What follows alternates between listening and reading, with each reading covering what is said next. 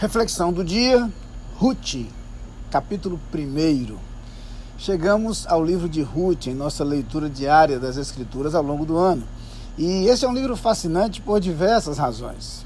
Você tem uma linda história de amor contada num episódio, numa circunstância um tanto dramáticos. Aliás, a história começa com algumas informações até assustadoras e tão negativas que são. Começa falando de fome na terra. Por conta da fome, a migração para uma outra terra, para a terra dos Moabitas. Ali, a história de Elimeleque, Noemi e seus 2 filhos começa a acrescentar novos personagens com a chegada das esposas Orfa e Ruth, que se casam com os 2 filhos de Elimeleque. Mas aí volta a acontecer a tragédia e ambos morrem. Na verdade, Elimeleque morre e ambos os filhos. Ficam então 3 viúvas, uma delas numa terra distante, e Noemi decide voltar à sua terra. É quando as 2 noras inicialmente decidem permanecer ao seu lado. Ela consegue convencer Orfa a continuar na sua terra, a terra de Moabe, mas Ruth decide seguir sua sogra e, numa declaração de lealdade, fidelidade e cuidado, assume o compromisso de estar com ela, de tornar o povo de Noemi seu povo, o Deus de Noemi seu Deus, e acompanhá-la até o final de sua vida. Elas voltam então para sua terra e conhecemos então a história de como, de alguma forma, por providência divina, Ruth acaba por se aproximar justamente de alguém que potencialmente seria um remidor dela e da herança do seu esposo falecido. E é exatamente nesse processo que Boaz se apaixona por Ruth, os 2 se encontram, se aproximam e as coisas caminham para um desfecho totalmente diferente daquilo que sinalizaria o início da história.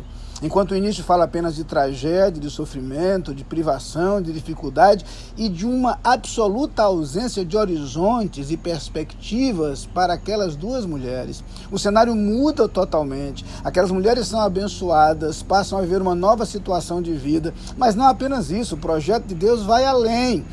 Obed, que nasce, acaba se tornando avô de Davi, o primeiro ancestral real de Jesus Cristo, e aquele a partir de cuja linhagem nasceria o Salvador. Não é por acaso que Jesus é chamado de filho de Davi. Esta referência à ancestralidade de Jesus lembra-nos então que, de alguma forma, aquela moabita cujo início da história parece tão negativo, termina por se tornar parte da história da redenção promovida por Deus. É a partir de sua semente que virá uma descendência, e nessa descendência virá o Salvador do mundo. A história de Ruth é, portanto, uma história de esperança em meio ao caos. Uma história de horizontes em meio a um cenário sombrio. Uma história de agir transformador de Deus, mesmo em circunstâncias adversas. Em meio a toda uma linda história em que drama, poesia, romance estão presentes, a grande mensagem encontrada nesse livro é a mensagem de que o nosso Deus é um Deus que age em qualquer circunstância para manter os seus projetos, para manter as suas promessas, para manter os seus planos. Sobretudo, é um Deus que deseja nos abençoar. Um Deus que deseja agir em nossa vida justamente no suprimento de nossas necessidades. Mas mais que isso, um Deus cujos projetos para a nossa vida vão além de nós. Quem diria que da história daquela viúva moabita sem nenhum horizonte, de alguma forma Deus suscitaria a descendência e o redentor da humanidade?